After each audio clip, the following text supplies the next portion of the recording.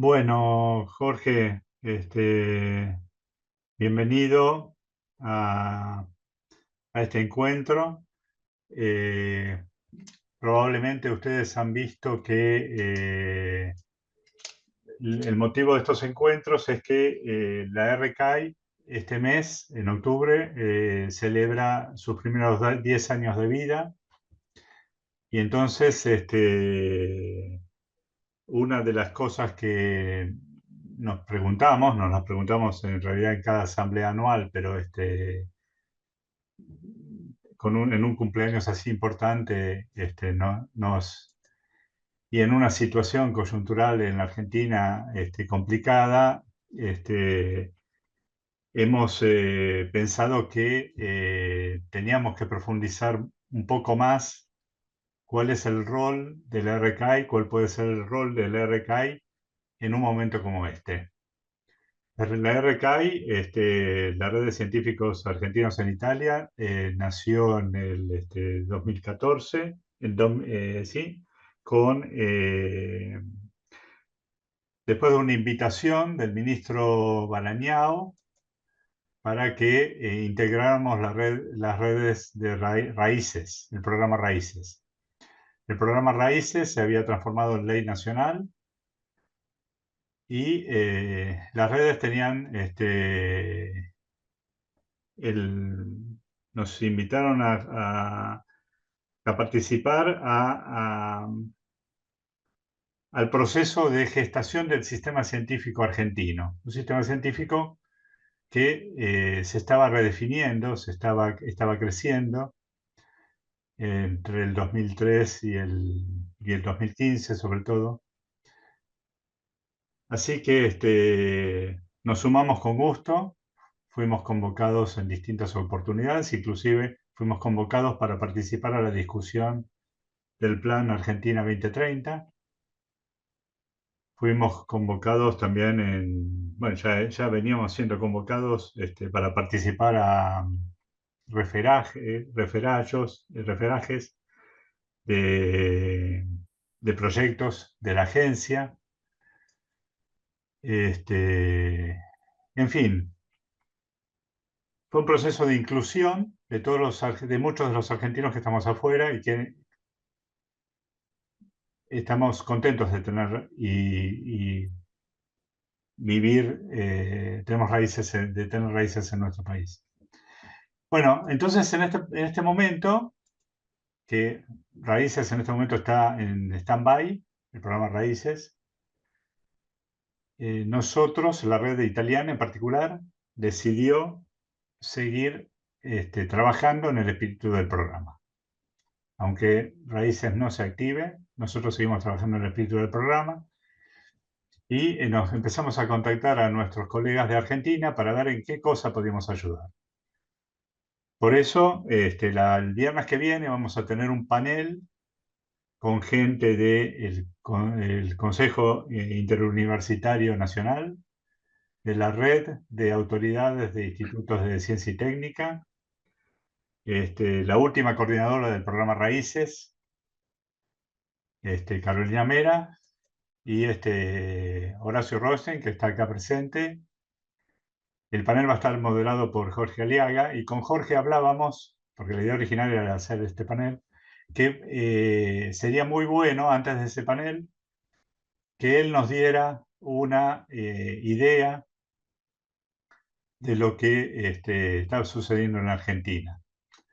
Jorge es una persona que yo admiro, lo conozco desde hace muchos años, lo admiro, tiene una capacidad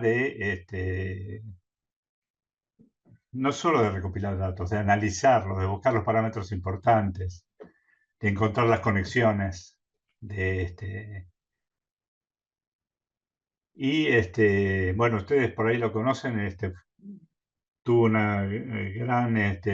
muchos interventos en la época del COVID y fue distinguido por ese motivo y por un método que desarrolló para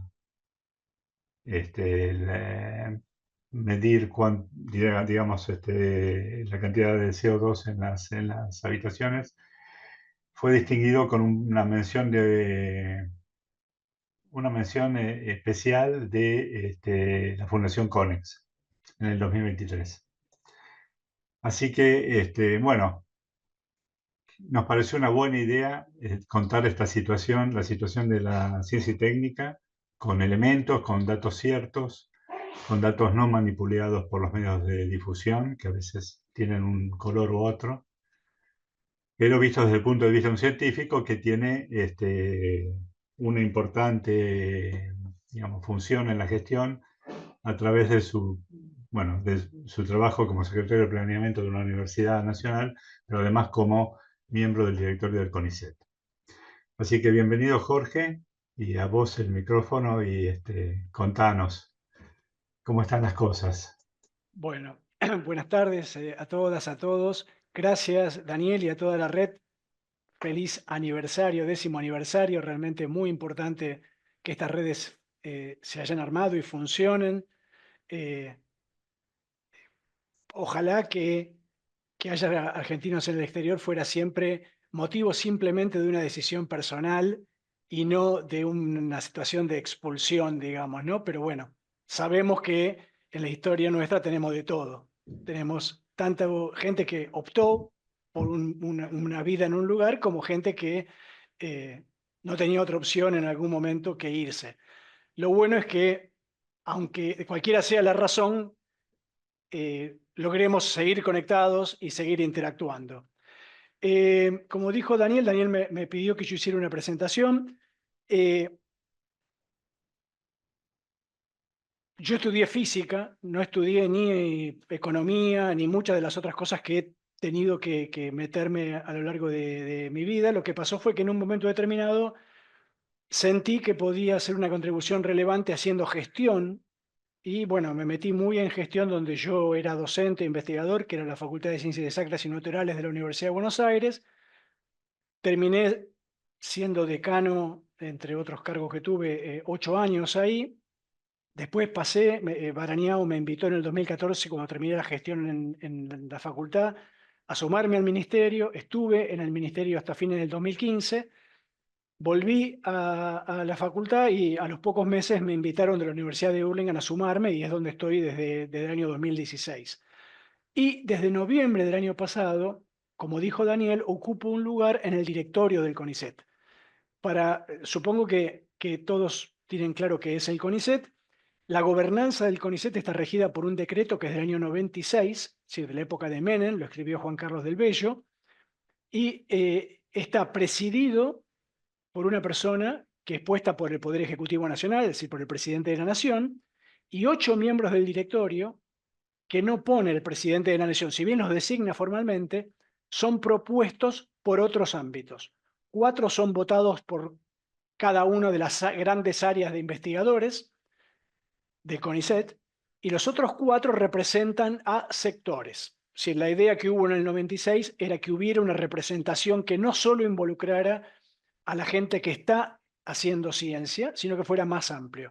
Entonces hay un representante que lo propone la Unión Industrial, es decir, la industria, uno que propone las organizaciones agropecuarias, en este momento la sociedad rural, uno que proponen las provincias, los serían ministros o secretarios de ciencia de todas las provincias, y uno que proponen las universidades. Yo estoy en representación de las universidades desde noviembre del año pasado. Como dijo Daniel, yo trato en general, y tengo bastante participación en lo que antes era Twitter, ahora es X. Le he tratado de dar una impronta tratando de adjetivar poco y poner el énfasis en los datos. Eso no quiere decir que uno sea objetivo, porque desde ya no lo tengo que aclarar. Cuando uno termina decidiendo qué datos muestra, seguro que lo hace con un sesgo. Es inevitable, es el ser humano. Lo que sí es que los datos que muestro están completos y son todos de fuentes públicas que menciono de dónde los saco. Entonces voy a compartir la presentación que preparé.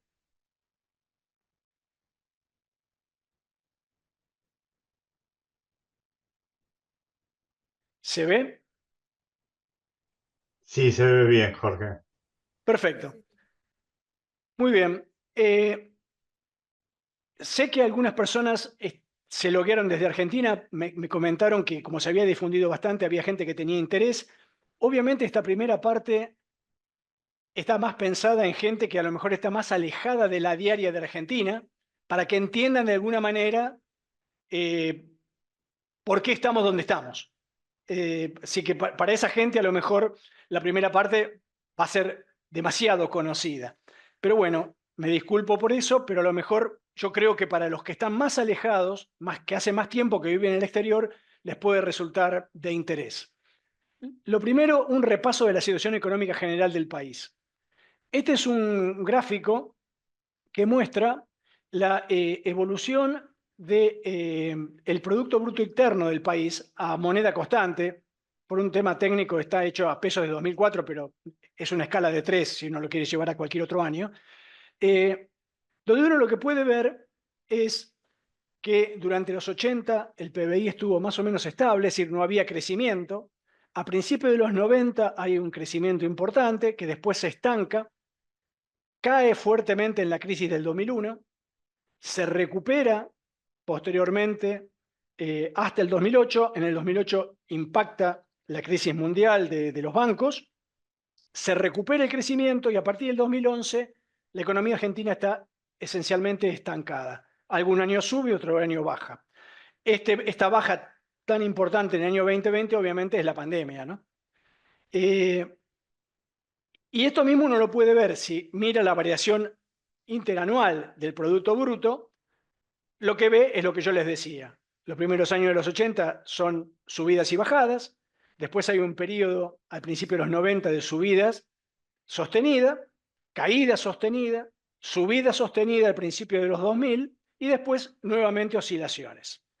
Esto último que marqué tanto en este gráfico como en este es lo que estima el gobierno actual que va a ocurrir con el PBI 2024, que todavía no está cerrado, está en ejecución, y lo que va a ocurrir con el PBI 2025. Supongo que todos saben, el Producto Bruto Interno esencialmente es la economía del país, es decir, cuánto se produce tanto de los sectores públicos como privados en la economía del país. Y acá abajo puse para el mismo periodo la evolución de la tasa de desempleo. Si, por ejemplo, uno puede ver que la suba de PBI de principios de los 90 estuvo acompañado con una suba muy fuerte de la desocupación, por ejemplo, y que la suba de PBI de principios de los 2000 estuvo acompañado con la salida de la crisis del 2001 y con una baja sostenida de la desocupación. Esto es digamos, el gasto público en términos del Producto Bruto a lo largo justamente del mismo periodo. Y lo que se ve es que el gasto público bajó en los 90, subió fuertemente a principios de los 2000, pero también lo que uno puede ver es en qué se gastó. Bueno, esencialmente la parte celeste es esencialmente lo que está asociado con salud, con educación, con jubilaciones, la parte del gasto social, mientras que, por ejemplo, lo naranja es lo que está destinado a deuda. Entonces, por ejemplo, uno puede mirar la barrita del año 2013 y la barrita del año 2019 y el gasto es similar. Sin embargo, el porcentaje de que se destinó a las mismas cosas es bien distinto.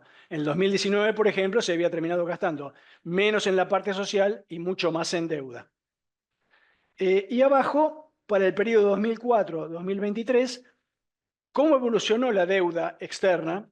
Y lo que es más relevante, ¿cuánto es en moneda extranjera, que es la parte verde, y cuánto en moneda nacional, que es la parte celeste?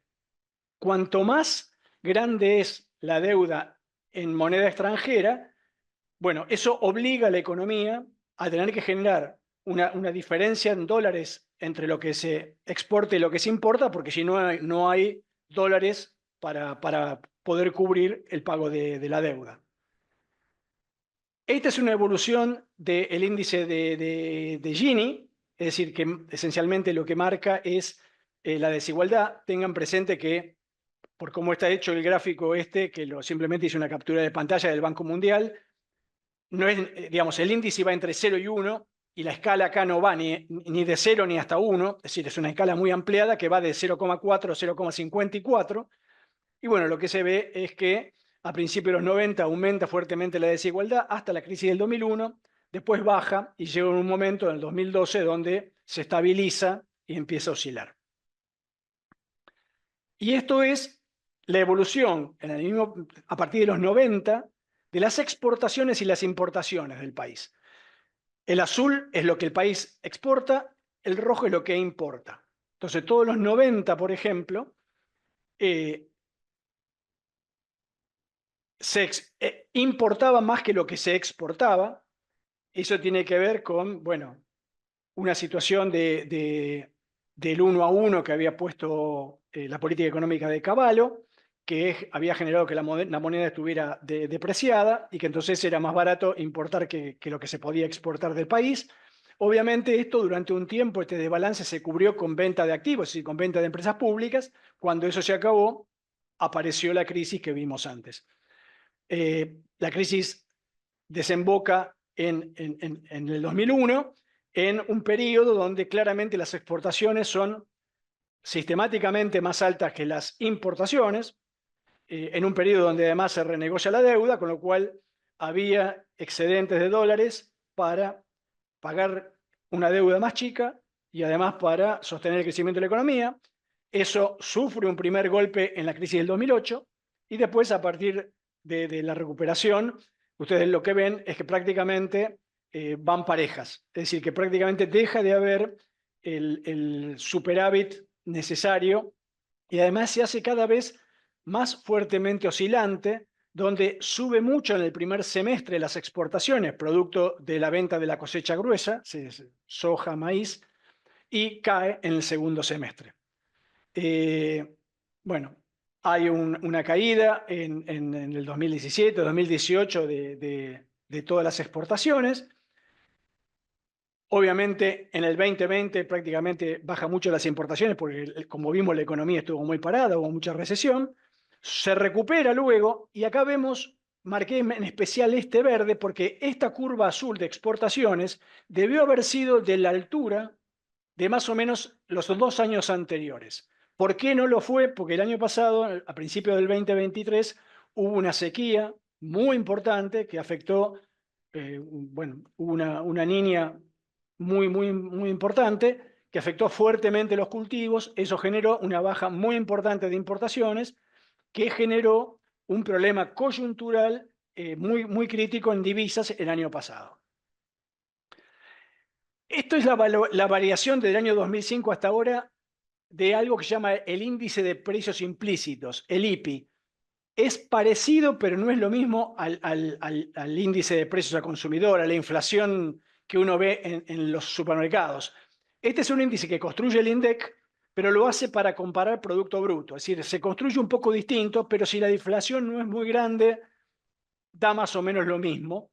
Y tomé este índice porque, como hay controversia sobre los índices de inflación en el periodo 2008-2014, pero no hay cuestionamiento a este índice, entonces, digamos, ustedes, no sé si todos lo saben, pero el 2008, 2009, si uno mira el índice de inflación que daba el gobierno, era 9%, 10%, y claramente el IPI muestra que era más digamos, alrededor del 20, 22, es decir, son números que son más confiables, todos del INDEC.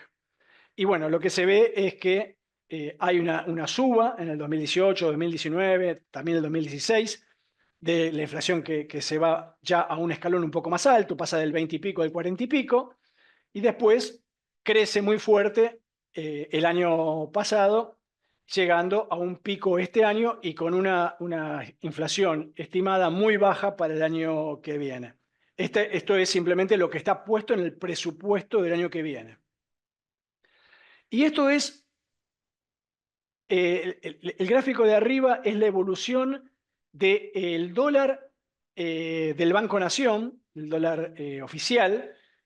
Lo dibujé, si se miran la escala de la izquierda, en una escala semilogarítmica, y lo hice solamente por lo siguiente, para que vean que hay saltos abruptos. Un día, de golpe, la inflación, el billete pega un salto, esos son devaluaciones hechas de un día para el otro por el gobierno, es decir, no es solo inflación, sino que hubo una depreciación.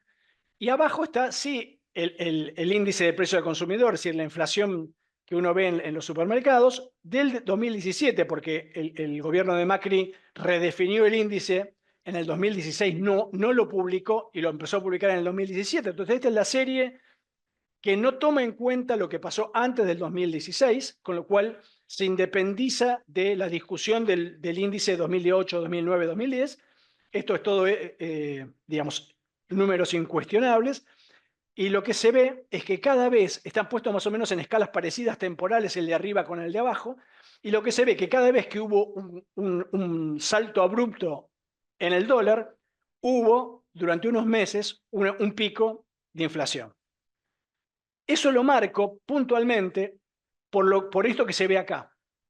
Porque en agosto, después de las PASO, Massa, que era ministro de Economía, genera una devaluación, es este saltito que está acá, en agosto del 2023, y después deja fijo el tipo de cambio hasta las elecciones, hasta la segunda vuelta, esencialmente prácticamente hasta cuando ya estaba definido que el gobierno anterior se iba. Tratando de estabilizar esta subida que venía generándose en el medio de un proceso electoral, digamos, donde obviamente todos los candidatos anuncian cosas que influyen sobre lo que pasa en la economía. Apenas asume el nuevo gobierno, genera esta devaluación, que como lo ven, es la mayor de todas las que ya ha ocurrido, y esta devaluación tan grande lo que genera es este pico enorme de la inflación en diciembre y en enero, que después vuelve a bajar. Es decir, que había que devaluar, probablemente todos los economistas coinciden, no necesariamente todos coinciden en que esta era la forma de hacerlo, ni el salto en que tuvo. Lo que sí cualquiera sabe es que eso iba a generar un pico inflacionario. Esto es un gráfico que muestra este instituto sobre cómo fue el resultado de las cuentas públicas cada año en términos del Producto Bruto. Si es positivo, hubo superávit, este es el resultado primario, antes de pagar deuda externa. Si hubo superávit o si hubo déficit. Como les decía antes, todos los números más o menos hasta el 2008-2009 hubo superávit y a partir de ahí hubo déficit. Obviamente este déficit del menos 6,4 del 2020 es esencialmente lo que muchos gobiernos en el mundo hicieron, que fue generar desde los estados, vía esencialmente emisión de dinero, una cobertura muy fuerte que tratara de paliar el hecho de que la economía se derrumbó, en particular porque la gente se quedó en la casa en buena medida, tratando de preservar la salud de las personas, ¿no? Bueno, eso fue, digamos, eso explica este 6,4, después volvió a números similares a lo que tenían antes. Y bueno, y en ese contexto llegamos a las elecciones de 2023, con 5 candidatos que llegan a la primera vuelta, con una distribución, en la primera vuelta es donde se eligen simultáneamente diputados y en algunas provincias senadores. Hubo una elección más o menos partida en tercios, no en provincias, pero sí más o menos en votos. Eso hizo que la distribución de diputados fuera más o menos parecida a esos tercios. Lo digo claramente porque después hay una segunda vuelta ya entre los dos candidatos con mayores votos, donde Milei es electo con una diferencia de 55-69 a 44-31, ganando en casi todas las provincias, pero eso no se refleja en la distribución en el Congreso. El Congreso se renueva por mitades.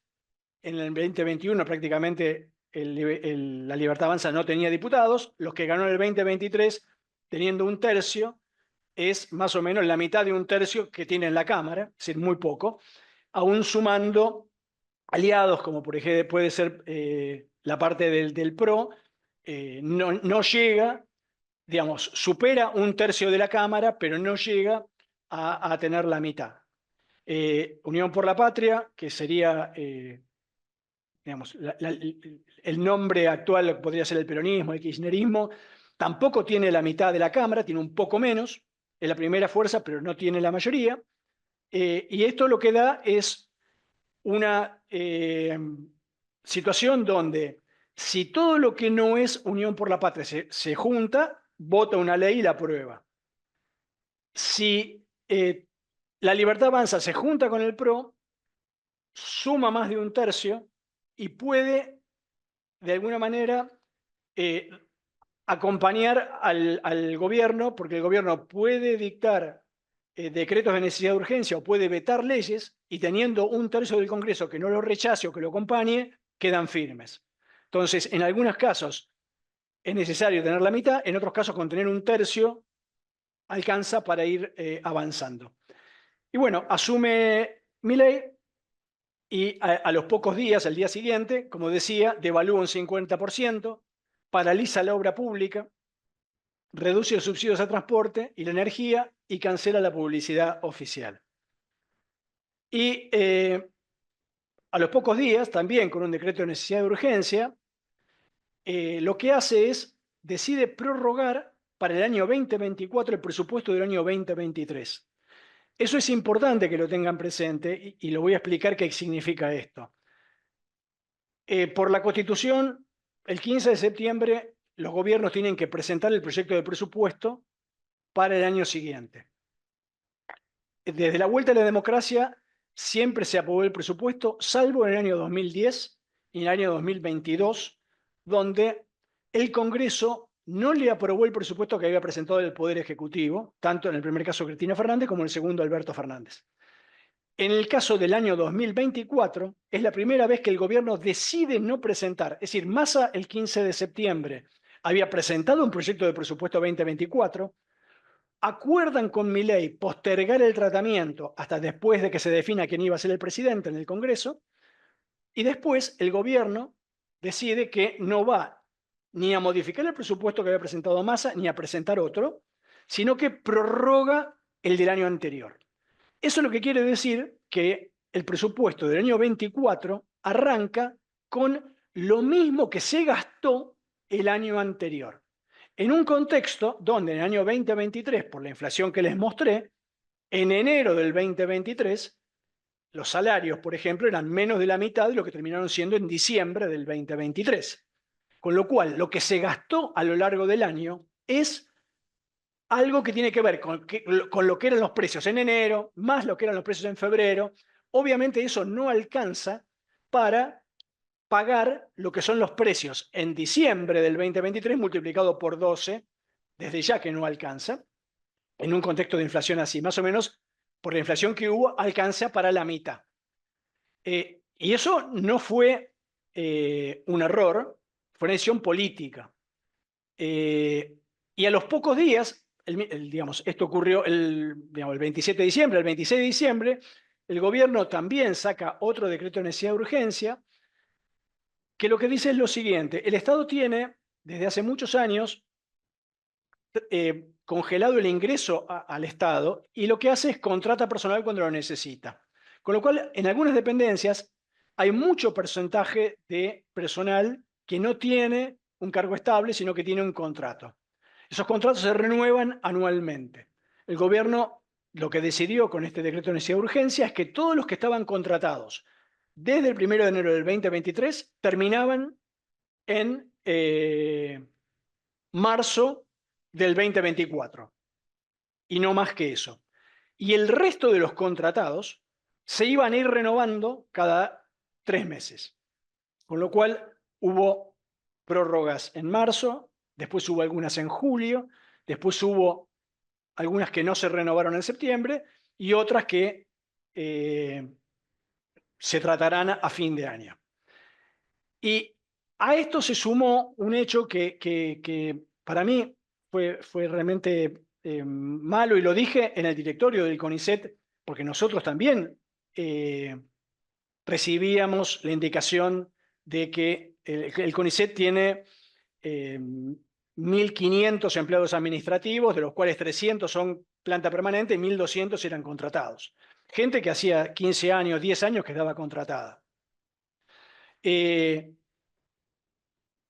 Lo que se recibió fue, por un lado, el vocero presidencial, que es Manuel Adorni, que es la persona que habla todos los días en nombre del presidente ante los periodistas que están acreditados en Casa de Gobierno, con esta frase, dice: nadie que esté trabajando que le sea útil al Estado y a la gente se va a quedar sin trabajo.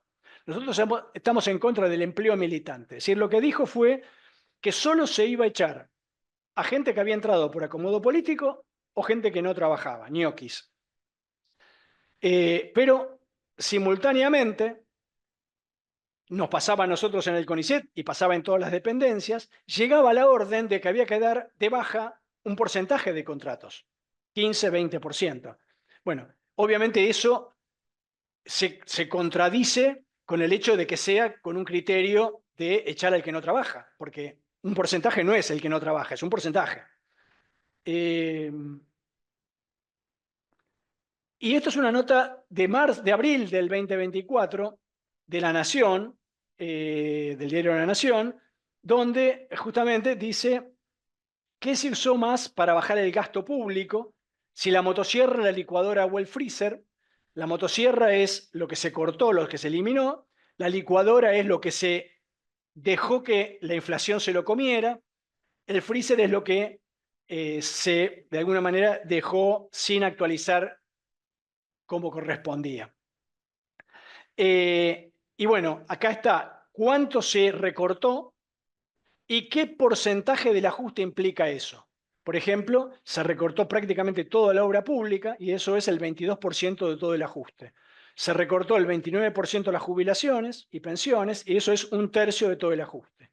Salarios del empleo público y universidades se recortaron un 23%, 13% el ajuste. Acá está todo el detalle de cómo se hizo para bajar el gasto público. Y esta es la situación de los salarios de la Administración Pública Nacional, el índice de precio al consumidor del mes anterior y el aumento salarial que se dio. Y esto es lo mismo, pero acumulado. Si uno cuenta que los salarios valían 100 en noviembre del 2023, hoy valen 183,3, mientras que la inflación fue 285,3. Es decir, que hay una pérdida del 35,8% de los salarios de la administración pública. Y esto es una cosa que también generó confusión porque, como les dije antes, al prorrogar el presupuesto no alcanzaba más que hasta mitad de año. Entonces salían notas como esta, de abril del 2024, que lo que daba cuenta era que el presupuesto se acababa en mayo. Y bueno, yo me ocupé, y varios nos ocupamos de decir que eso no iba a pasar, que era claro que no era que se iba a dejar de pagar los sueldos, porque eso trae innumerables problemas legales, que lo que se estaba pasando era otra cosa. Y a nosotros nos pasó en el CONICET que lo que se nos decían en enero, en febrero, cuando había que tomar decisiones, era, bueno, no hay presupuesto, el presupuesto es la ley de leyes, y si el presupuesto no alcanza, no se puede dar, por ejemplo, tal ingreso, no se puede dar tal cargo, no se puede dar tal cosa. Lo cual yo incluso marcaba que había un contrasentido, porque si ese fuera el caso, entonces ¿cómo era que se estaban pagando salarios que no alcanzaban hasta fin de año? Era claro que había ahí un juego de palabras para generar una situación de reducción del gasto. Y de hecho lo que pasó fue que el 8 de julio, la SAP es un organismo público que publica estudios e informes de presupuesto, un organismo privado, quiero decir. El 8 de julio el Estado sacó un DNU, un decreto de necesidad de urgencia, que lo que hizo fue aumentó un 70% el gasto. ¿Y por qué lo hizo en julio? Porque ya en julio había transcurrido medio año, había pagado aguinaldo en mitad de año, con lo cual ya sabía todo lo que se había perdido de inflación, todo lo que se había despedido de gente, entonces sabía cuánto necesitaba para la otra mitad del año. Entonces solo aumentó el presupuesto para pagar lo que estimaba que iba a necesitar, consolidando ya la reducción que se había hecho. Es decir, transformó en el presupuesto vigente 2024, ampliado con este DNU, el número que ya congelaba esta reducción. Y esto se ve en un anuncio que hicieron ayer, anteayer, que fue que efectivamente el acumulado del resultado fiscal del año va con un superávit del 0,43%, incluso habiendo pagado la deuda, mientras que en el 2023 había sido déficit. Es decir, que el gobierno logró lo que estaba buscando, que era tener un resultado fiscal superavitario. ¿Y cómo lo hizo? Bueno, está acá, en el mismo estudio de otro estudio privado, el Instituto Argentino de Análisis Fiscal, que lo que dice es que, bueno, se recortó el 97% de la transferencia de capital a las provincias, es decir, todo lo que es obra pública e inversión. Por ejemplo, acá dice las transferencias a universidades se recortaron un 33%, salarios se recortó un 19,4%, etcétera, etcétera. Y esto es lo mismo, la torta de todo lo que se recortó, ¿cuánto representa cada recorte? Bueno, un cuarto son la pérdida de las jubilaciones, un 15% inversión directa en provincias, un 11% subsidio de la energía, es decir, se dejó de subsidiar la energía, con lo cual aumentaron las tarifas públicas, etcétera. Por ejemplo, se llega a la tajadita esta naranja, que está acá, que es la transferencia de las universidades, que se recortó 1 billón de pesos. Billón, cuando hablo de billón, estoy hablando de billones no en ingleses, digamos, no miles de millones, no de miles de millones, sino millones de millones. Y esto es una comparación entre en qué se había gastado en el 2023 en transferencia a las provincias no automáticas, si se había gastado prácticamente 1,1% del PBI en estos rubros, y justamente un tuit de hace 2 días del presidente, que lo que dice es: para los imbéciles que dicen que no hubo ajuste en la casta, sigan participando mentirosos, y lo que cita es un tuit de un economista que dice: transferencias a las provincias cae el 82%, y el ajuste de la casta es en educación 66%, en seguridad social 100%, etc. En vivienda 99%, en agua potable 90%, etc. Obviamente todo esto era transferencia que se hacía a las provincias, que acá estaba detallada a qué se hacía, que se han suspendido.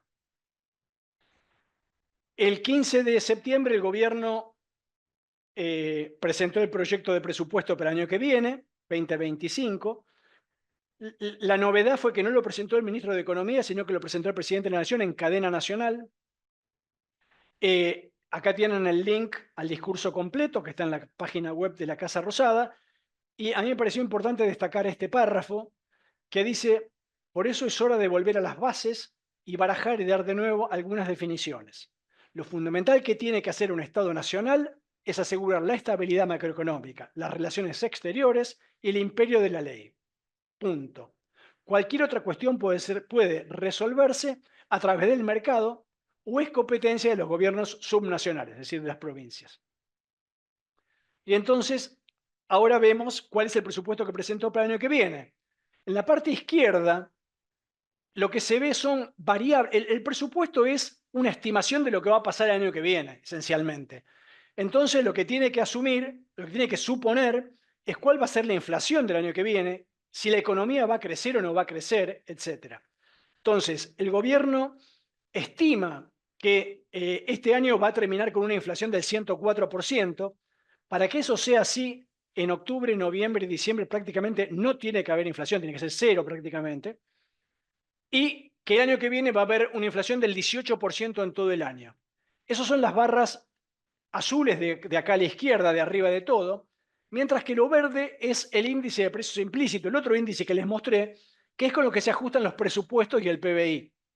Obviamente, cuando la inflación sube mucho, el IPI sube menos que el IPC, y cuando la inflación baja, el IPI recupera porque tiene un efecto de arrastre estadístico, porque es un promedio anual el IPI, como lo es el presupuesto y como lo es el Producto Bruto.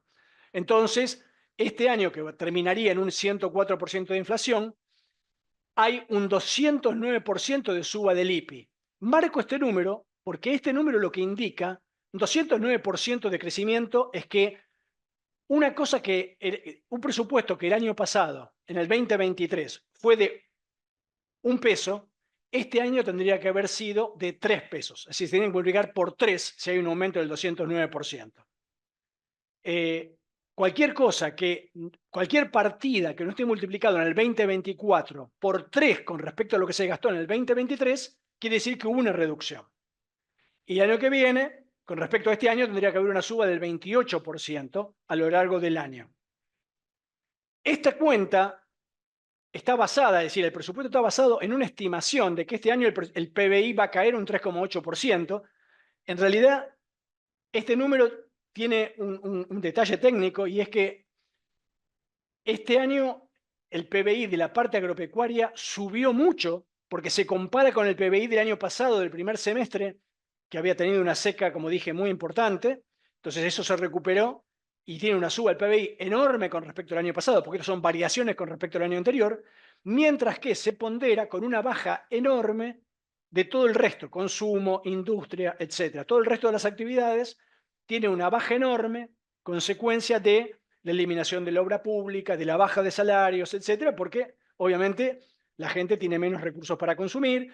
Cuando se suspende la obra pública, inmediatamente hay 200.000, 300.000 desocupados en la parte de construcción, etcétera. Y estima que el año que viene el PBI va a subir un 5%, lo cual es una estimación bastante optimista.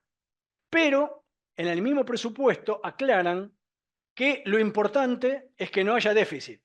Es decir, que si el año que viene se va viendo que el PBI, la economía y la recaudación que está atada a la economía no cubre los gastos, se achicarán los gastos. Es decir, que lo que voy a mostrar de números para el año que viene está sujeto, en particular, a que se cumpla esta inflación del 18% y este crecimiento de la economía de un 5%. En la parte de la derecha, lo que tienen es, por finalidad y función del presupuesto, cuánto era como porcentaje del Producto Bruto en el año 2023 y cuánto está previsto que sea para el 2025. Y pueden ver, por ejemplo, que ciencia y técnica había sido el 0,3 del PBI y eso está previsto que sea 0,22. Por supuesto que cuando uno toma en cuenta como porcentaje del PBI, depende del tamaño de la torta.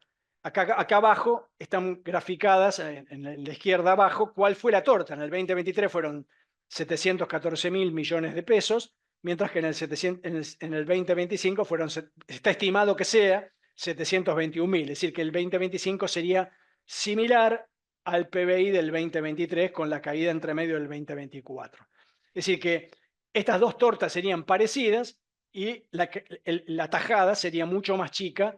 Y, digamos, fíjense que prácticamente, salvo en inteligencia, que hay una suba del 0,03 al 0,05, en la mayoría de los otros rubros hay una caída, mayor o menor. Por ejemplo, en defensa prácticamente no hay caída, pero en otros rubros hay caída muy importante.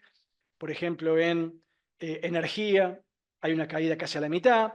En vivienda hay una caída a la mitad. En agua potable hay una caída menos de la mitad. Eso lo que hace es que el PBI caiga de un 19,87 digamos, los gastos del Estado caigan de un 19,87 del PBI en el 2023 a un 15,39 en el 2025. Es decir, este ajuste del 4 y pico por ciento es lo que le da el superávit que mostré antes, que lo tiene en este momento y que lo propone sostener el año que viene. Eso se refleja en números a esta serie. Por ejemplo, esto es la función ciencia técnica del presupuesto, es decir, es esto mismo que está acá, pero cómo evolucionó a lo largo de los años, a moneda constante 2025. Entonces, acá está en montos, acá está como porcentaje de la ración del PBI y como porcentaje de la ración del presupuesto.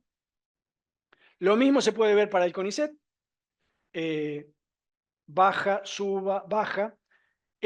Fíjense, esto acá El presupuesto vigente tiene una parte que es gasto de personal. Esencialmente eso es los salarios de investigadores, personal de apoyo y personal administrativo. Servicios no personales es esencialmente las becas. Y el resto, transferencias, es lo que se le da a los institutos para funcionar, las unidades ejecutoras y demás. Y el resto son bienes de consumo, cosas chicas. Fíjense que se pasa de un presupuesto prorrogado de casi 200.000 millones a un presupuesto vigente al día de hoy de menos de 500.000. Si se hubiera respetado la relación por 3, esto no tendría que haber sido menos de 500.000, tendría que haber sido 600.000. Bueno, ¿por qué cae eso? Bueno, acá lo vemos en gasto de personal. Obviamente, buena parte es la pérdida salarial que les dije antes. Además, como voy a ver en la placa que sigue, hay menos personal, además. Y los gastos de funcionamiento también tienen una pérdida. La situación de CONICET que tenemos en este momento es, en el caso de la carrera del personal de apoyo, hay del orden de 100 investigadores de convocatorias anteriores a la que se llama 2022, que desde enero, quiere decir convocatoria 2020, 2021, 2019, era gente que ya tendría que haber entrado a la carrera, pero que por alguna razón, porque estaba en el exterior, por lo que fuera, pidió prórroga. A partir de enero dijo, acá estoy, quiero entrar, y no hay ingresos desde enero. Además, toda la gente que salió publicado su ingreso entre septiembre y noviembre del 2023, que son más o menos 800 personas, que es lo que llamamos convocatoria 2022, tampoco entró nadie, ni empezó a entrar todavía. Y en este momento está en evaluación la convocatoria 2023, que es la que se abrió a fines del año pasado y deberían estar los resultados para fines de este año. En el caso de la carrera de personal de apoyo, hay más o menos 200 personas seleccionadas que están esperando también su ingreso porque está todo congelado. Y hay 400 personas que se hicieron las convocatorias porque todavía no se pudo avanzar en la selección porque está todo parado. Obviamente, en ambos casos, lo que hubo fue, no hubo ingresos, pero lo que sí hubo fue jubilaciones, renuncias, fallecimientos, es decir, hay menos cargos que antes, que a principio de año desde ya, pero no hay altas. Hay más o menos 100 personas de estas contratadas que yo les decía que no fueron renovados, fundamentalmente en febrero. Y después, en el caso de las becas, había 1.300 becas de inicio de doctorado que debieron iniciar su doctorado en abril del 2024. Eso finalmente se postergó hasta agosto y empezaron solo 950, es decir, se dieron menos becas. Había 300 becas de finalización de doctorado, que es gente que tenía beca de la agencia, etcétera, que se le da una beca para finalizar el doctorado más cortas, de 2 años, las anteriores son de 5. Esas empezaron efectivamente cuando estaba previsto en abril y se dio la cantidad de becas que estaba previstas. En agosto debían empezar 800 becas postdoctorales, solo empezaron 500. La razón por las cuales las becas de inicio de doctorado se pasaron de abril a agosto fue porque la gente que tenía doctoral y se había presentado postdoctoral recién ingresaba en agosto y iba a haber prórrogas. Entonces, para que no hubiera más gente por unos meses, se decidió esta postergación. Todas estas cosas se votaron por mayoría en el directorio, no por unanimidad, y fueron aprobadas. Y finalmente, en 2024 pasó que dejó de haber efectos extraordinarios relacionados con la pandemia. En la pandemia lo que ocurrió, que la gente que estaba haciendo los doctorados en el 2020, en el 2021, en el 2022, se le dio un año más de beca. Es decir, que si las becas eran de 5 años, se les dio 6. Si las becas de finalización de doctorado eran de 2 años, se les dio 3. Y lo mismo con las becas postdoctorales. ¿Por qué? Porque se estimó que la pandemia había imposibilitado en muchos casos trabajar, fundamentalmente los trabajos experimentales. Entonces, había coyunturalmente una masa de becarios mayor que la que había normalmente. El último coletazo de esas prórrogas terminó este año, con lo cual, en este momento, producto de que ese coletazo se acabó, más que se dieron menos becas que las que estaban previstas, hay bastante menos becarios que los que había el año pasado en particular. Esa es la evolución del presupuesto de la Agencia de Promoción Científica y Tecnológica. Para los que no lo saben, Este es el principal organismo que da fondos para funcionar en la investigación en Argentina. Esencialmente los PICT son la fuente de financiamiento más importante. También tiene líneas que financian empresas, pequeñas empresas, etc. Acá lo que ocurrió fue lo siguiente. Si ustedes se fijan, lo mismo que les mostré en el CONICET, fíjense que el presupuesto prorrogado eran 17.000 millones de transferencias y el presupuesto vigente para transferencias son los subsidios, es exactamente el mismo. Es decir, se ejecutó un 70%, que para octubre es razonable, está bien, más o menos, es lo que correspondería por llevar ya 9 meses y pico de año devengado, pero el monto es el mismo en pesos. Eso lo que quiere decir que como no se multiplicó por 3, es la tercera parte de lo que tenían para trabajar en el 2023. Y eso se ve claramente en la diferencia acá, en el grafiquito este, entre lo que era esta columna en el 2023 y lo que es para 2024.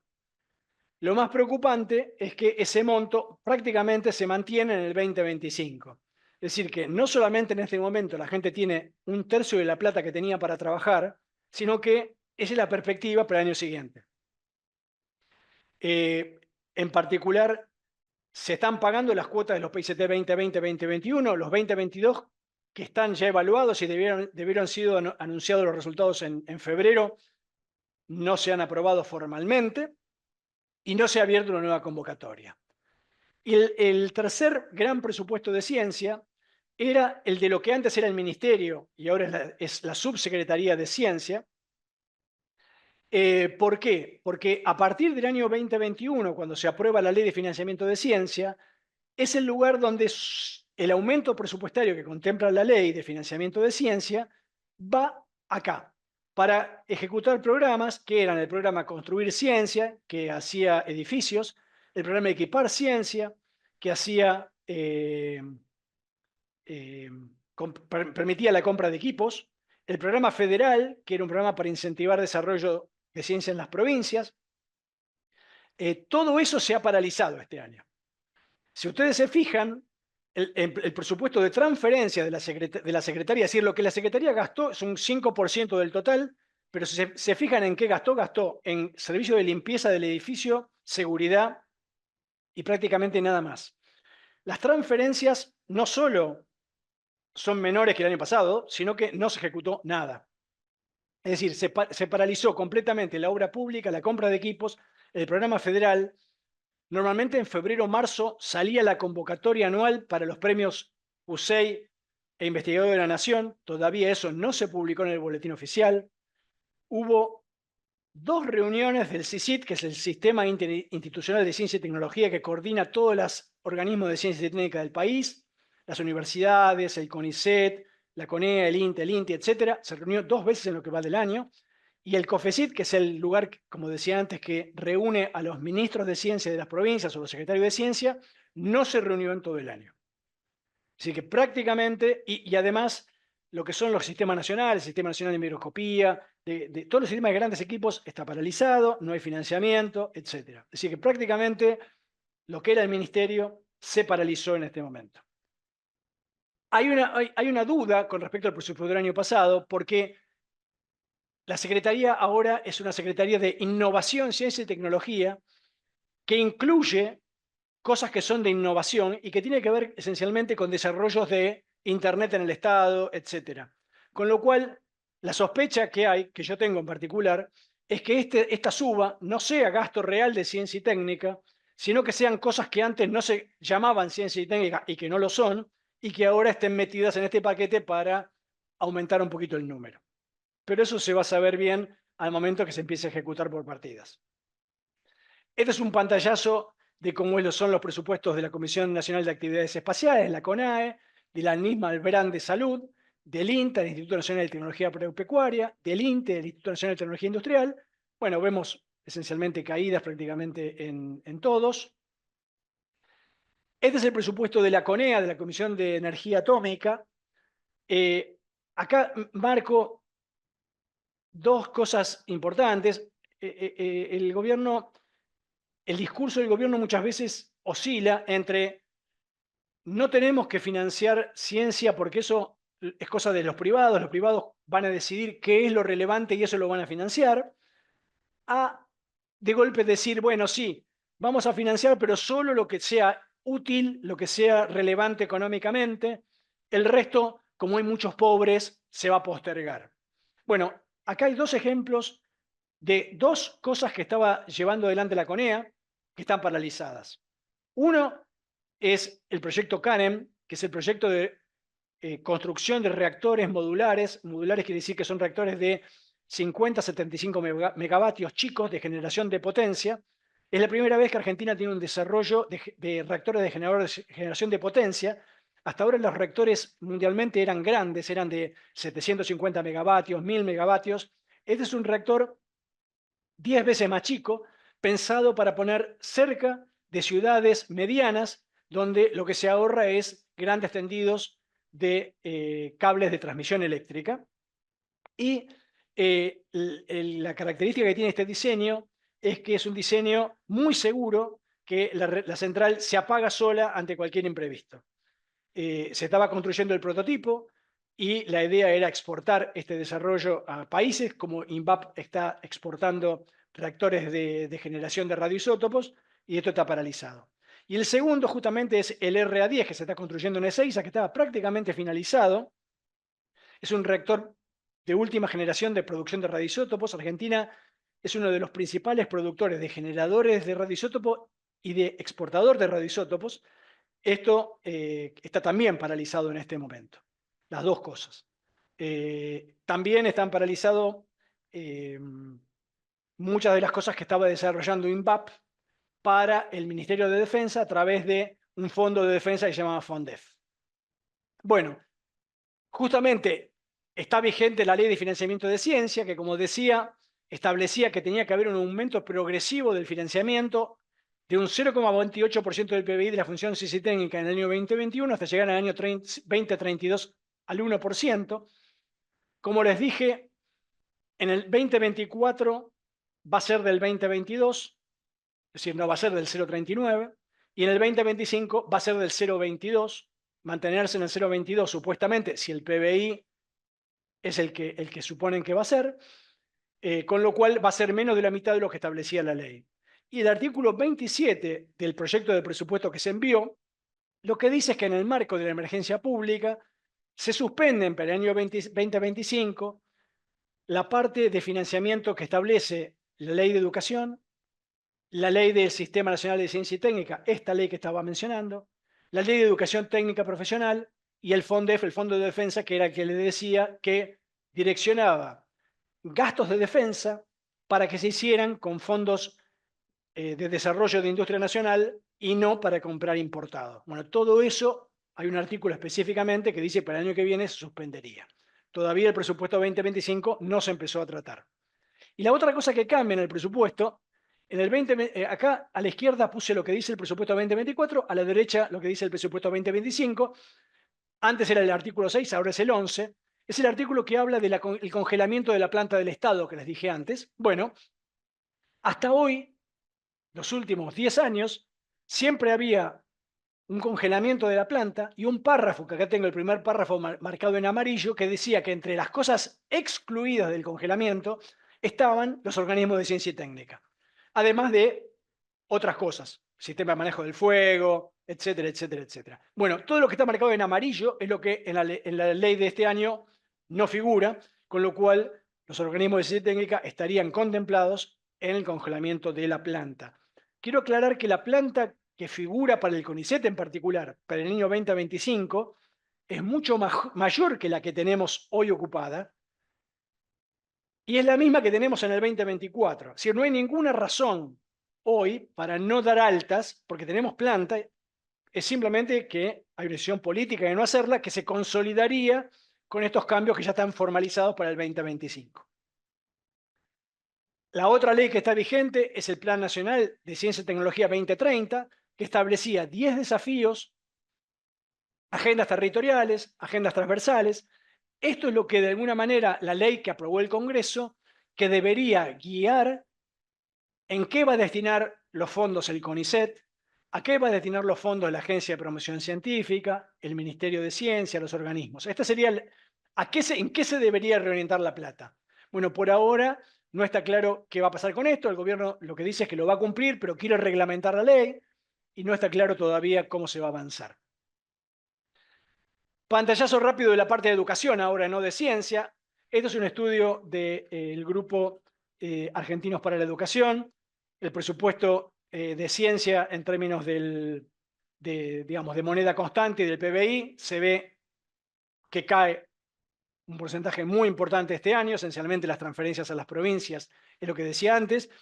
Quiero aclarar que en el caso de educación, el gasto más grande lo hacen las provincias, que es más o menos un 4,5% del PBI, porque eso es lo que financia las escuelas primarias, los jardines y las escuelas secundarias. Esto esencialmente eran las universidades y suplementos, el Fondo de Incentivo Docente y demás que mandaba la Nación a las provincias, que lo ha eliminado. Esto es el presupuesto de las universidades, cuánto se devengó, cuánto se gastó efectivamente en todos los años. Y bueno, ven la caída esta para este año y para el año que viene, y lo mismo como porcentaje del PBI. Esto es las partidas que manda el Estado desde el año 2021 hasta el año 24, abajo para gastos de funcionamiento, arriba para salarios, y la curva roja es el índice de precio del consumidor. En el caso de los gastos de funcionamiento, son montos que se mantienen fijos todo el año, se calculan al hacer el presupuesto de forma tal que sobran al principio del año en función de la inflación que está estimada y faltan a fin de año, pero como las universidades tienen autonomía, manejan esa plata y saben que se tienen que arreglar con eso. Como se prorrogó el presupuesto, es la barrita verde, las últimas barritas verdes son iguales a las del año anterior, como se presupuestó para 2024, se prorrogó el de 2023, obviamente en los primeros meses hubo, digamos, además hubo aumento de luz, aumento de agua corriente, etcétera. Había serios problemas para pagar los gastos de funcionamiento. Si ustedes miran las escalas, los gastos de funcionamiento son más o menos el 10% del presupuesto, el 90% de salarios.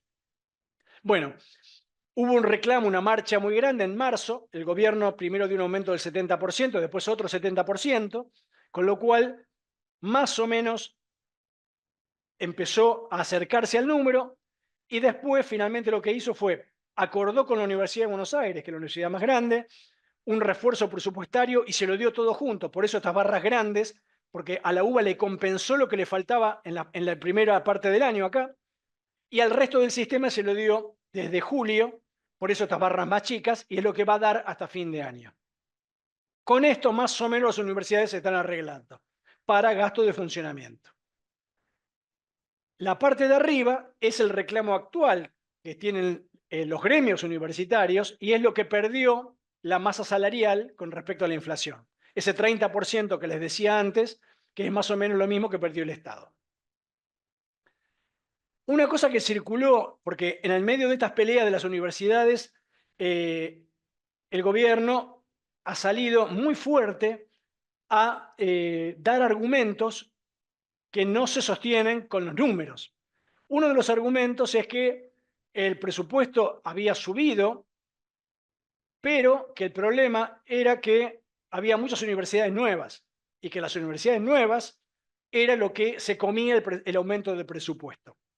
Bueno, acá ordené las universidades, esto es el presupuesto que está propuesto para el año 2025, las ordené por año de creación. Hasta el año 1955, así, hasta que es derrocado Perón, había solo 7 universidades: Córdoba, Buenos Aires, La Plata, Tucumán, Litoral, Cuyo y Tecnológica. Esas 7 universidades hoy llevan el 48,7% del presupuesto, hoy todavía, 7. Después hay un grupo de 19 que se crearon desde el 56 al 80, es decir, la mayoría son lo que se llama el Plan Tacchini, que fue muchas veces nacionalizar universidades provinciales o dividir universidades. Por ejemplo, la Universidad de Cuyo se separó en la de San Luis y San Juan, y así con muchas otras. Se creó la Universidad del Sur, la Universidad de Rosario se separó del Litoral, etc. Bueno, hay 19 universidades en este periodo, eso suma un 33,8% del presupuesto. Es decir que Las universidades que se crearon antes de 1980, antes del regreso a la democracia, son el 82,5% del presupuesto. Después hay 13 universidades que se crearon en los 90 esencialmente, que llevan el 11,2% del presupuesto. Esas son muchas del conurbano: Quilmes, La Matanza, San Martín, General Sarmiento, Lanús, 3 de Febrero y otras. Villa María, por ejemplo, Patagonia Austral, etc. Después hay 18 que se crearon en los gobiernos de Néstor Kirchner y Cristina Fernández de Kirchner. Esas reúnen el 6,2% del presupuesto. Y hay 5 que se crearon el año pasado, que reúnen el 0,1% del presupuesto. Es decir, todas estas reúnen solo el 17,5% del presupuesto. Otra cosa que se ha dicho mucho estos días es que se financia la universidad a la que solo van, en la universidad pública, a la que solo van los hijos de los ricos. Estos son datos que salen del anuario que publica la Secretaría de Políticas Universitarias, es decir, el Ministerio de Educación, o lo que antes era el Ministerio de Educación, del nivel educativo del padre y de la madre de los alumnos de las universidades. Esto es el anuario 2022, que es el último que está publicado. Obviamente, el nivel educativo de las madres es mayor que el del padre, estadísticamente. Si ustedes se fijan, hay un poco más del 20%, es decir, 1 de cada 5, que ni la mamá ni el papá hizo más que la primaria, y más del 60% no pisó la universidad. Es decir, que los que realmente terminaron la universidad son menos del 30% en el mejor de los casos, y digamos, que tengan un universitario en la familia. Esto, obviamente, lo que demuestra esto es por qué las encuestas muestran que el 70% de la población sigue pensando que la universidad es el lugar donde los hijos van a poder subir socialmente. Porque todavía los números muestran que el nivel educativo de los hijos es mayor que el que tenían los padres. Y esto es otro dato que sale del censo 2010 y 2022, es la media del porcentaje de la población que está en la universidad o que terminó la universidad, es decir, que está cursando o que terminó en el país, en la provincia de Buenos Aires, en el conurbano bonaerense y en los 4 partidos de conurbano. Y esta la grafico puntualmente porque yo trabajo en la Universidad de Hurlingham. Yo nací en San Miguel, provincia de Buenos Aires, cerquita de acá, pero ahora trabajo en Hurlingham. Hurlingham, en el año 2010, cuando no había universidad, estaba a la mitad de la tabla de porcentaje de la población de Hurlingham cursando en la universidad, y hoy está al tope, prácticamente igual que Vicente López, que para los que conocen es el municipio más rico de la provincia de Buenos Aires. Es decir, esto lo que muestra es el impacto que tiene generar universidades que estén cerca de gente que si no se le dificulta mucho movilizarse hacia las grandes universidades, los centros tradicionales. Y termino con 2 cosas que marcan el contexto general, ya no solo presupuestario. Esta es una declaración que hizo hace poco el presidente en las Naciones Unidas, donde se manifestó que Argentina no iba a firmar el Pacto del Futuro porque es una agenda de corte socialista. Esencialmente es una agenda que lo que marca es, bueno, objetivo de desarrollo sustentable, preocupación por el cambio climático, etc. El gobierno argentino está en contra de esa agenda. Y también en los últimos días dijo que no iba a firmar, es el único estado del G20 que no va a firmar el documento sobre igualdad de género porque no cree en ese tipo de políticas. Es decir, que el gobierno, en el caso del Estado, como ya mostré, no es que lo que dice es estamos en una coyuntura presupuestaria complicada, entonces tenemos que transitoriamente reducir ciertos gastos, sino que lo que dice es que educación, salud y por supuesto ciencia y técnica no son cosas que el Estado Nacional tenga que financiar. No las ha dejado de financiar de un día para el otro.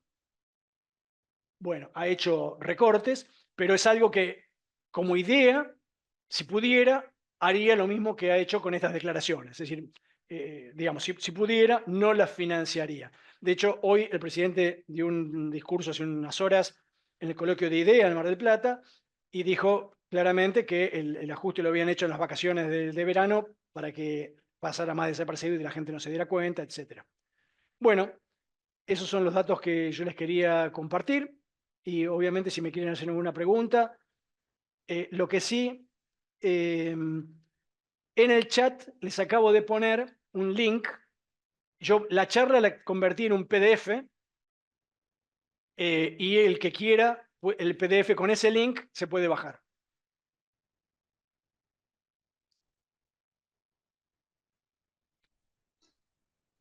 Bueno, muchísimas gracias, Jorge.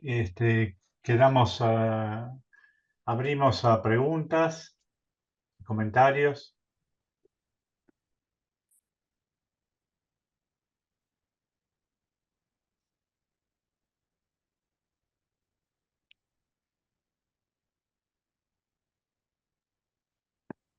¿Puedo, Bueno, ¿puedo hacer una pregunta? sí, claro. Bueno, de todo, una de las cosas que iba a preguntar la solucionaste poniendo el link porque esa era la pregunta número uno. La pregunta número dos es, o sea, no soy economista y no, digamos, no tengo noción si quizá lo que pregunte es una obviedad o quizás sea también imposible de responder, pero de todos los números que diste, digamos, de gastos, entre comillas, hay gastos propiamente dichos, por llamarlo de alguna manera, hablando mal y pronto, y hay gastos que son inversión. Y la diferencia, digamos, esquemática que yo tengo en la cabeza es la que tienen, digamos, ramificaciones y consecuencias a futuro que, en mi opinión, van a ser malas. Cuando otros, digamos, por ahí son tolerables, ¿no es cierto? Ujú, A presente y después nos olvidamos y después no ujú. pasa. ¿Hay algún tipo de dato o hay algún tipo de análisis que vos o alguien haya hecho y que nos pueda dar una idea, digamos, de la magnitud del, de la situación? Sí, bueno, a ver, eh, si vos repasás la presentación que yo di en, por ejemplo, la torta, es decir, ¿cuánto se recortó? Es esencialmente el porcentaje que hacía falta para, con la deuda que había que pagar este año, alcanzar a la plata que se recaudaba. Es decir, el ejercicio que se hizo fue el inverso, es decir, no se dijo, bueno, esto es lo que es importante hacer, alcanza, no alcanza y vemos cómo hacemos. Lo que se dijo fue, bueno, esto es lo que hay que pagar. Muy bien, entonces hasta esto podemos gastar y no más. ¿En qué se recorta? Bueno, como te dije antes, hay una parte de recorte que no se ve de un día para el otro. Por ejemplo, cuando yo te digo se recortó toda la obra pública, quiere decir que había rutas en todo el país que se estaban construyendo, hospitales, escuelas. Bueno, había, por ejemplo, no sé, en la Universidad de Hurlingham, con el programa Construir Ciencia, había un edificio de 3 pisos de laboratorios para biotecnología, que está parado desde diciembre, como toda la obra pública. Bueno, eso es algo que hoy lo único que ves es obras que quedaron paralizadas.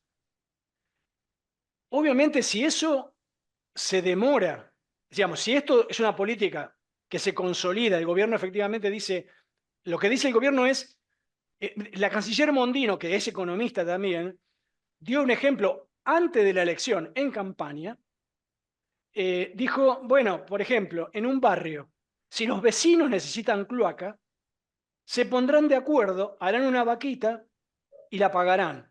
O agarrarán, pavimentarán la calle. Y si alguien quiere pasar, tendrá que pagarles para pasar. Es decir, es una idea de que el Estado en todo eso, digamos, que si vale la pena hacerlo, los privados lo van a hacer. Y si no, no se va a hacer. Con lo cual, lo que va a ocurrir seguramente es que, digamos, ¿quién va a construir los hospitales públicos?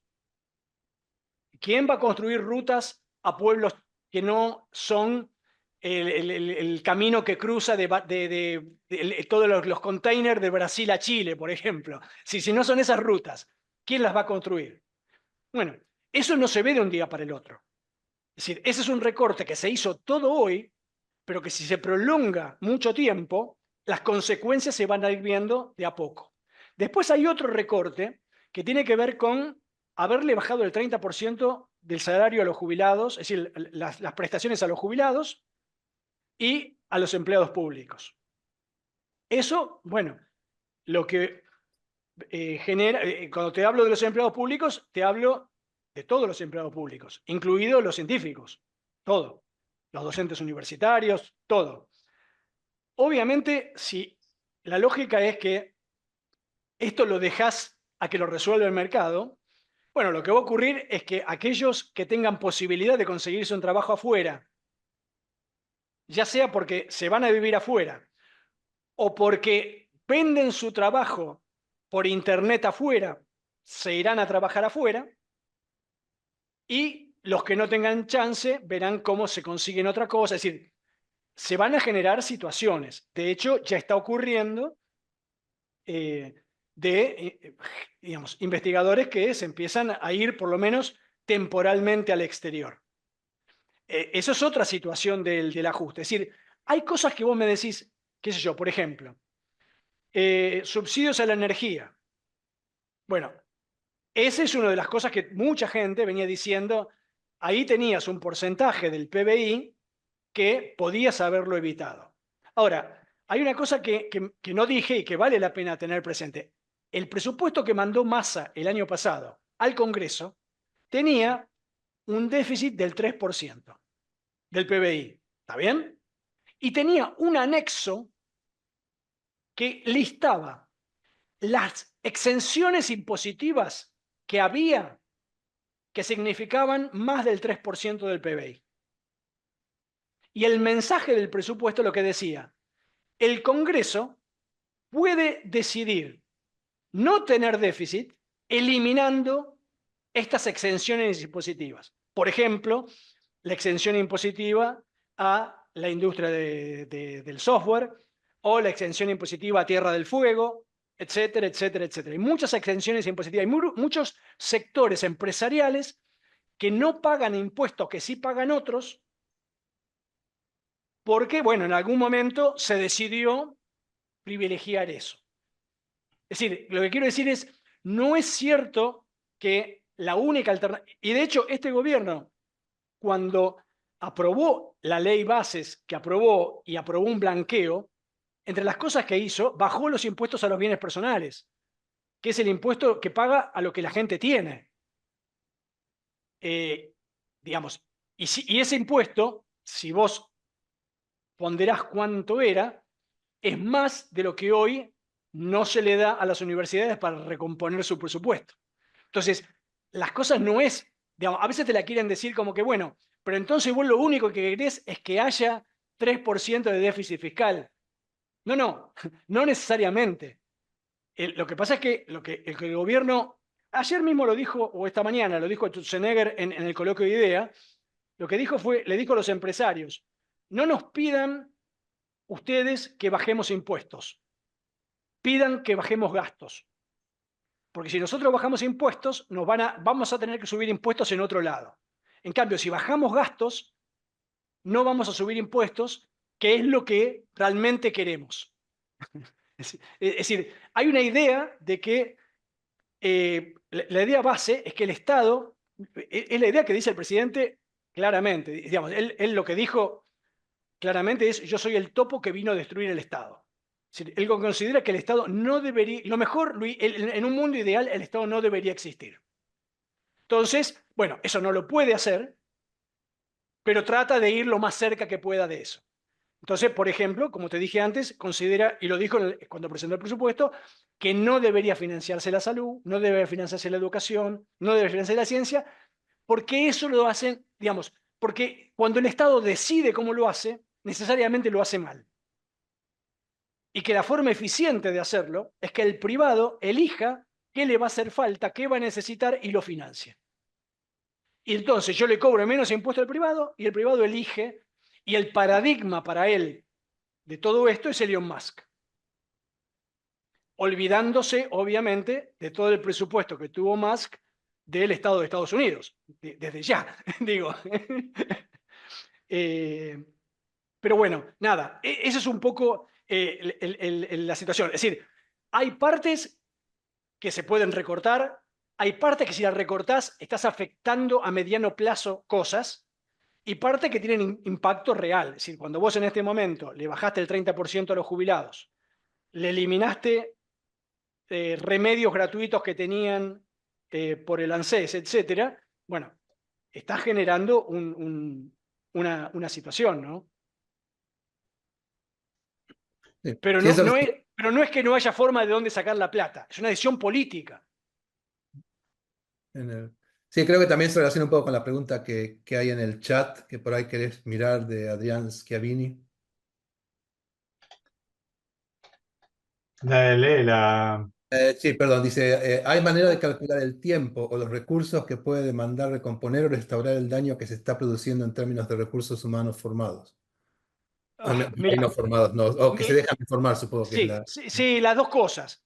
Los formados que se van y los que no se forman. Mira, Argentina tuvo La noche de los bastones largos en el 66,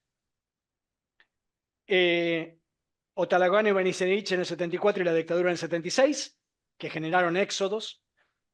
La caída del gobierno de Alfonsín, el principio de Menem en los fines de los 80-90, que también generaron éxodos. Y ahí vengo La yo. crisis de 2001, que generó otro éxodo. Sin embargo, el recorte de Macri, que no fue tan pronunciado, como no duró mucho, no generó un problema. Hubo reclamos. Barañao me dice, yo sigo en contacto con él, me dice amargamente, a mí me tomaba en el ministerio y ahora no pasa nada. Y tiene un poco de razón, digamos, la realidad es esa. Hay mucho menos reacción hoy que antes.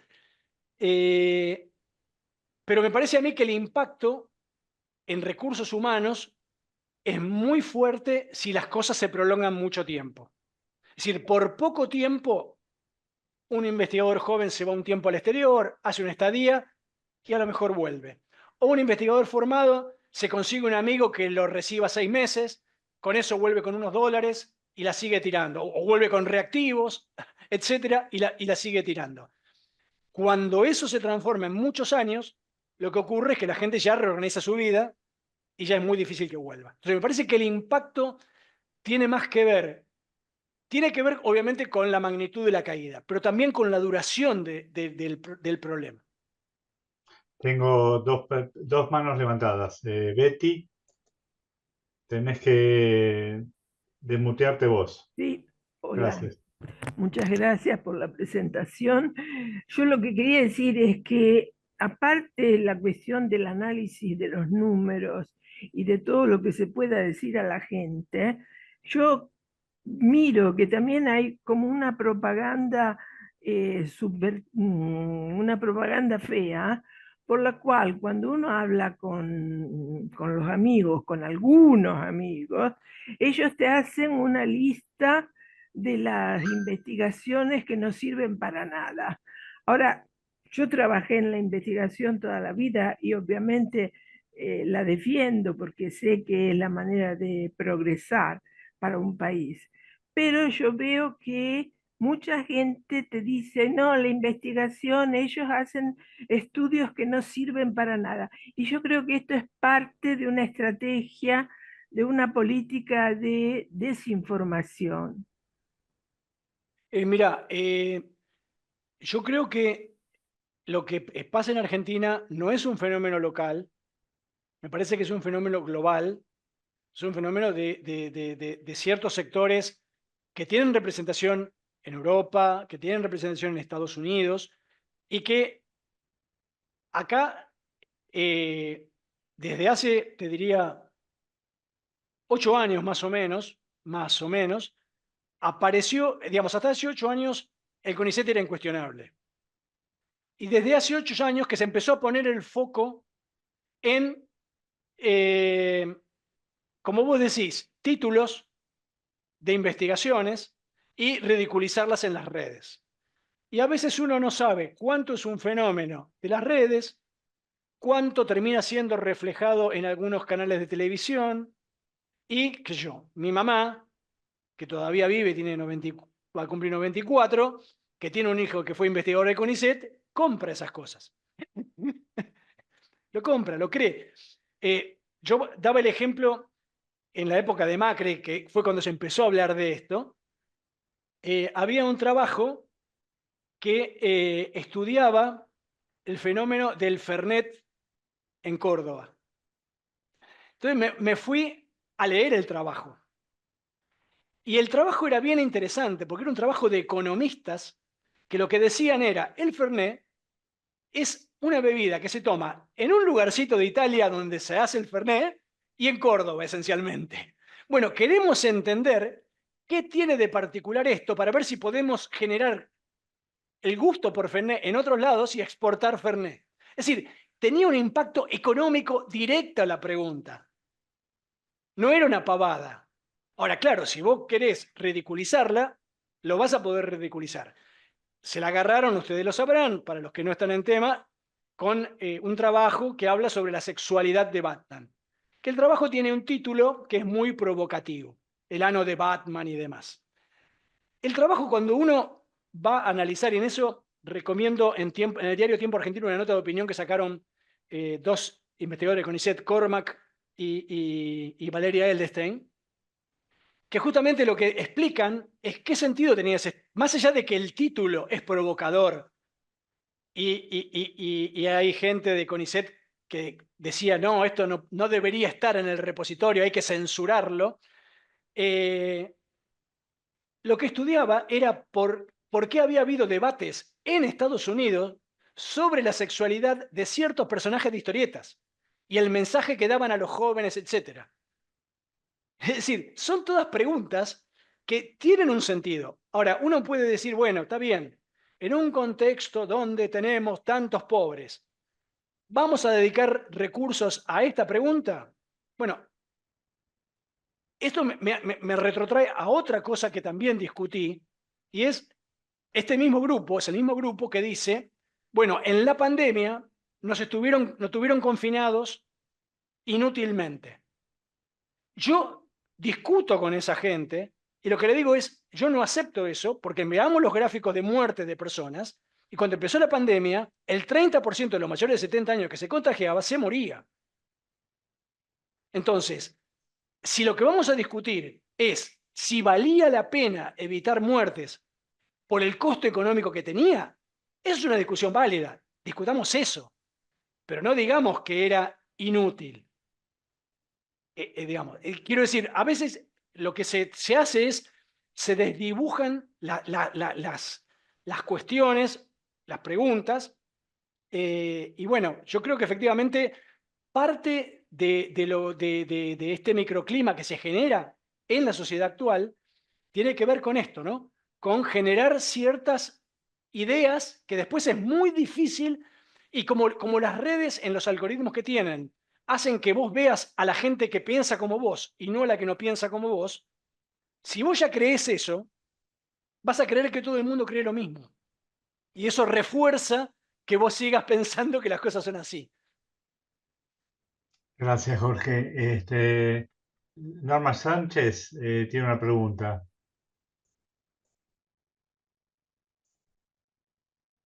¿Podés? No. Norma Sánchez. Sí.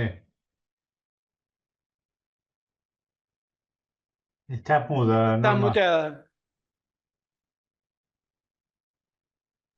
¿Está? Sí, ahora sí, dale. Bueno, más bien un comentario, si se pueden hacer comentarios. Muchas gracias, Jorge. Y hoy, en lo respecto de lo que está ocurriendo en el mundo y en situaciones no similares, pero con una tendencia así, yo pienso que nuestra querida Argentina está en un caso extremo por el grado el grado de que desde lo más alto de la institución democrática, o sea, la presidencia y todos los equipos ejecutivos, se está con un gran grado de violencia o exacerbación que tiende a incitar a, digamos, y en el caso eso se ve, y después de la pandemia ya es algo que está, pero el incitarlo es algo que institucionalmente eso en Europa, al menos en Francia, no se hubiese permitido. Y yo pienso que hay una cierta tolerancia, tal vez porque somos democracias más jóvenes o demás, y hay una tolerancia, en cierta manera, de esa violencia o incitación, insultos que se da a la clase política, a la población, a los medios de información, cualesquiera sea, pero es una parte del diálogo democrático.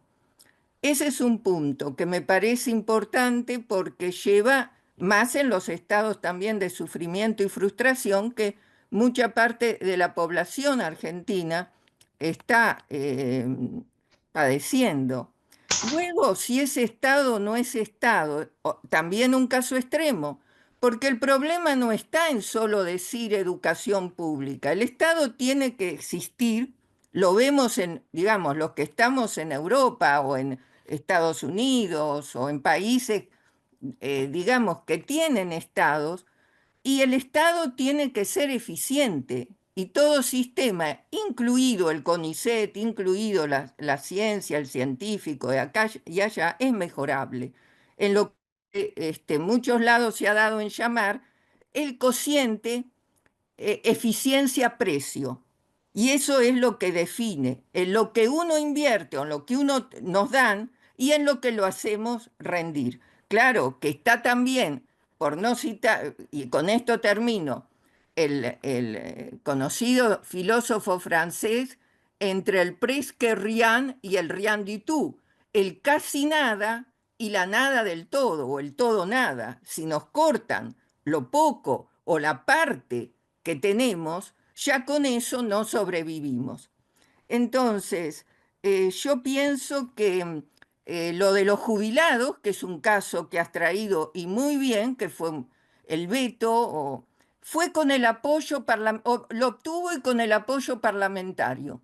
Y con muy poca reacción de una sociedad, porque eso, como bien lo dijiste, en eso a los jubilados se está están todas las todos los oficios y demás, es una parte vulnerable, está la salud, están los alimentos, las primeras necesidades. O sea que yo pienso que en esto nos vamos, y en la pregunta si es cuál es la proyección del tiempo. Y bueno, eso depende luego desde dónde, en cómo nos dejen, o sea, cómo nosotros podamos reaccionar y en cómo luego muchos países tenemos los ejemplos que se han Perdóname, reconstruido. Norma. Termino, gracias. Muchísimas gracias. Gracias por el comentario. Yo lo que quería, antes de seguir, quería invitarlos, porque nosotros, como dije al inicio, no todos lo escucharon, nosotros esta charla informativa de cómo está la situación era para las redes argentinos, científicos argentinos que estamos en el exterior y que queremos saber en qué podemos seguir apoyando, ¿no? Nuestras redes nacieron porque somos parte del programa Raíces, que en este momento está en stand-by, suspendido. Nosotros nos estamos organizando, la red italiana consideró que nosotros tenemos que seguir actuando en nuestra parte del programa Raíces, seguir apoyando a la gente de Argentina, a nuestros colegas, a nuestros padres de Argentina en ciencia y técnica, y la red italiana anche en arte y cultura, porque tenemos una comisión más de arte y cultura. Entonces, el viernes que viene, los invito a todos, vamos a tener un panel con representantes, que el panel va a estar moderado por Jorge Aliaga, y es un panel con representantes El Consejo Interuniversitario Nacional va a estar el presidente de la Comisión de Ciencia y Tecnología y Arte, del RAICIT, que es la red de autoridades de los institutos de ciencia y técnica, que son los que más sufren estos recortes a la agencia, sobre todo. Va a participar también el último coordinador de las redes de raíces, del programa Raíces, y vamos a estar un par de representantes de las redes. Así que, y el panel va a discutir qué sinergias se pueden establecer entre las redes de los científicos que estamos en el exterior y el sistema de ciencia técnica de Argentina. Me parece un tema muy importante, positivo, porque nosotros todos queremos construir, nuestros colegas allá quieren construir, nosotros queremos construir con ellos, acompañarlos. Y bueno, vamos a estar acá siempre en el Zoom de la RKI, lo vamos a distribuir a su momento. El viernes que viene a la misma hora, que son las 19 horas italiana o las 14 horas argentina. Bueno, Karim Zapak había pedido la palabra. Sí, sí, lo mío un poquito rápido, así ya van cerrando. Muchísimas gracias, Jorge. Realmente digamos, una visión espectacular sobre los números y cómo está la cosa, que está bastante complicada. Yo en mi caso particular estoy temporariamente en el exterior. Estoy trabajando con la gente de raíces acá en Estados Unidos. Hace 2 meses que estamos acá. Y justamente en una de las reuniones con la gente de raíces de acá de Estados Unidos, las propuestas salió un poco de lo que estabas hablando al principio de trabajar en la coyuntura. O sea, aprovechar esta hermosa red que hay de contactos para intercambiar información sobre las posibilidades de beca, de que los becarios e investigadores jóvenes que tenemos formados que no pueden seguir trabajando en Argentina en este momento, por ejemplo, en mi caso particular en San Luis con el tema de la parte experimental, que no tenemos presupuesto. Entonces, aprovechar estancias en el exterior para no perder la formación, para continuar y seguir contacto, digamos, entre los grupos de investigación, que en el caso de que se llegue a alguna modificación y volvamos un poco a la estabilidad, puedan volver al país. Y yo creo que, digamos, eso sería la sinergia que creo que está hablando Daniel y que tenemos que estar comunicados porque el asunto político desde el exterior no lo vamos a arreglar. Lo que podemos arreglar, digamos, es todo lo que de alguna manera puede ayudar a que cuando se pueda volver a la estabilidad, no perdamos todo lo bueno que teníamos y todas las cosas que teníamos en contacto. Así que era solo eso y muchísimas gracias por la presentación. Gracias, Daniel. Eh, Gracias, Karim. Sí. Daniel, hay una pregunta de Juan Manuel Fernández que dice, con respecto a los seleccionados a ingresar a la SIC, a la carrera de investigador científico, ¿qué expectativas tienen de que estos ingresos se hagan efectivos y en qué tiempo? ¿Y cómo ven que se sigan llamando ingresos cuando todavía hay gente seleccionada del 2021 que no ingresó? Salamón en sus visitas a los ST mencionó el número de 400 este año, pero sin ningún criterio específico. Como aclaré, legalmente hoy no hay ninguna razón legal para no dar ingresos.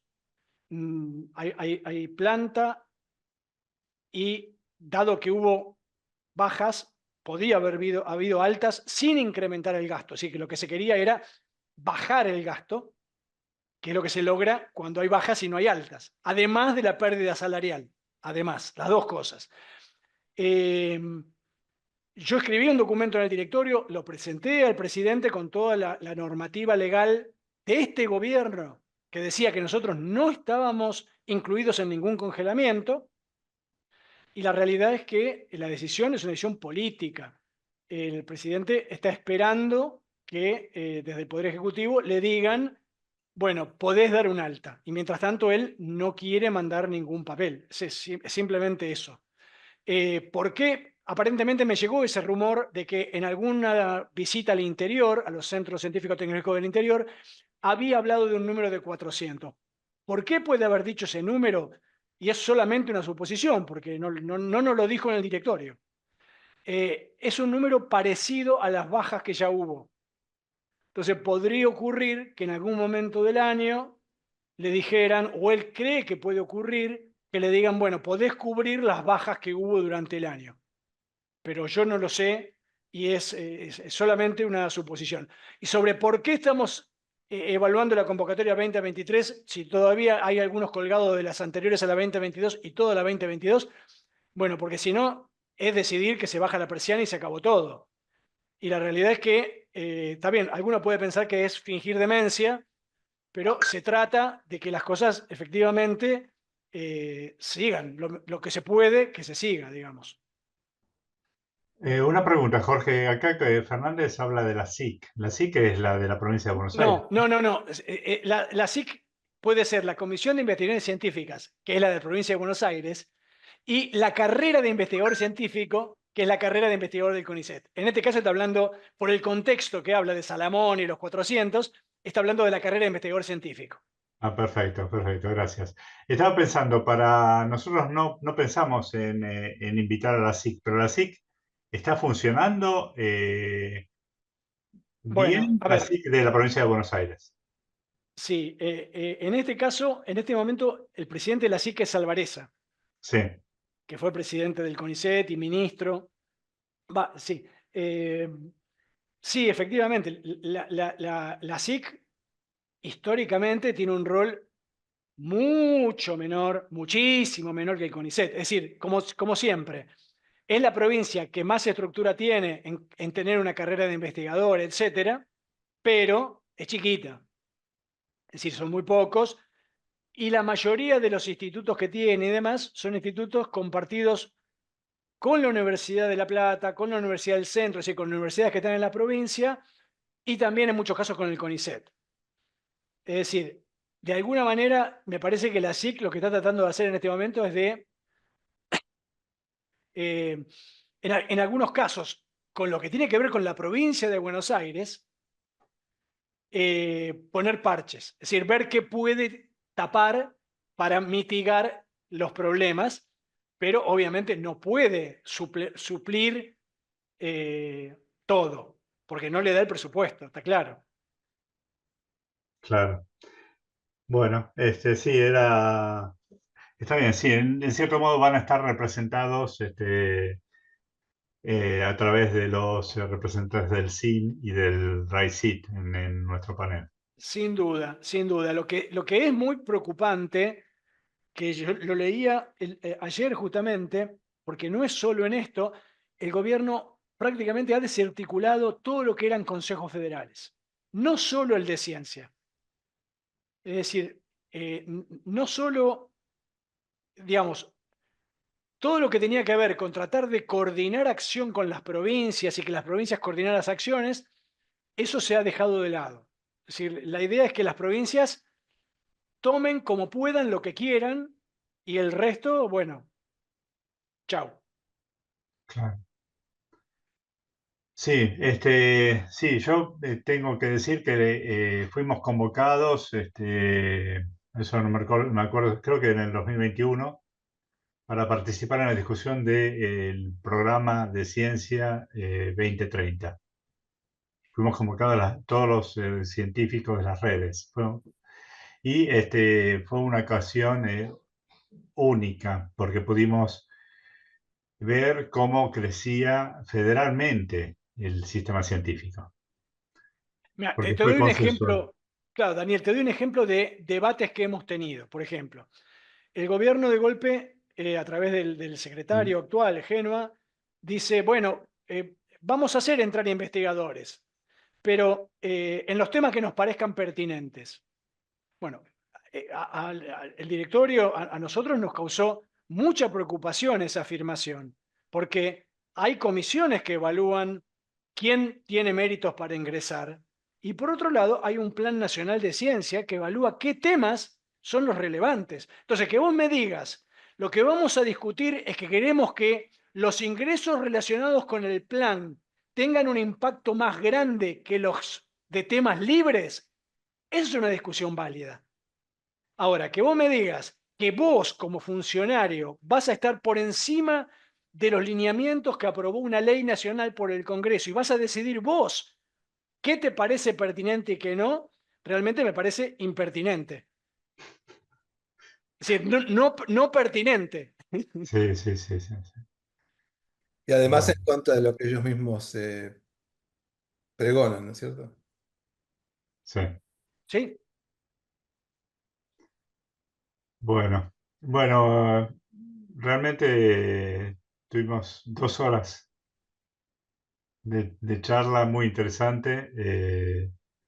Llegamos a picos de 100 personas por un rato largo. Sí, tengo algunos en algún grupo que me mostraron el cartel que no se habían podido lograr porque estaba el cupo cubierto. Lo lamentamos muchísimo. O sea, les explico a los que no nos conocen. Las redes trabajamos, hacemos todo a pulmón. O sea, no nos financia nadie. Y no somos expertos en informática. Bueno, tenemos algún experto en informática. Agradezco mucho a Ulises, que está por acá. Pero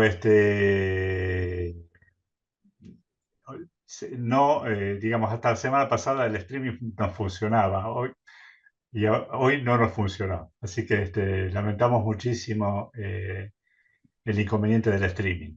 De todas formas, la charla la vamos a poner en el canal YouTube de la red y las slides también las vamos a publicar en el sitio web de la red. Y bueno, y esperamos que vengan tiempos mejores. Pero nosotros vamos a trabajar para que suceda cuanto antes. O para que al menos no se marchite todo, como decía Adriana ahí en algún comentario de la chat. Muchísimas gracias a todos. Los espero el viernes que viene en el panel, donde vamos a ver cuál puede ser el rol de las redes. ¿Está bien? Y nos lamentamos mucho celebrar nuestros 10 primeros años de red en esta coyuntura de la Argentina, pero confirmamos que nosotros queremos estar.